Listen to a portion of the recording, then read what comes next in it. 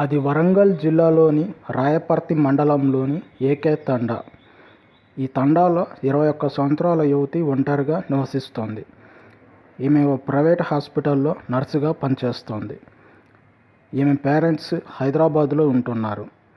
9వ తారీఖు గురువారం ఏప్రిల్ 2026న ఉదయం యువతి ఇంట్లో సీలింగ్ ఫ్యాన్కి ఉరివేసుకుని ఉండడాన్ని స్థానికులు గమనించి పోలీసులకి ఫోన్ చేశారు. పోలీసులు వెంటనే అక్కడికి చేరుకుని యువతి మృతదేహాన్ని పోస్టుమార్టం నిమిత్తం హాస్పిటల్కి తరలించారు. యువతి పేరెంట్స్కి సమాచారం అందించగా వారు హాస్పిటల్కి చేరుకున్నారు.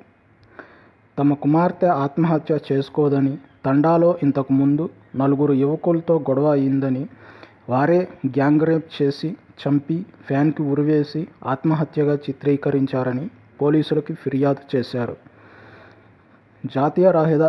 జాతీయ రహదారి మీద బైఠాయించి ధర్నా చేశారు.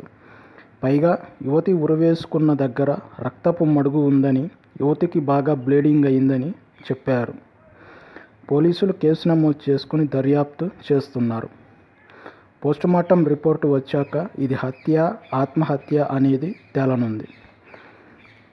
ఇలాంటి ఇన్ఫర్మేషన్ కోసం లైక్ అండ్ సబ్స్క్రైబ్.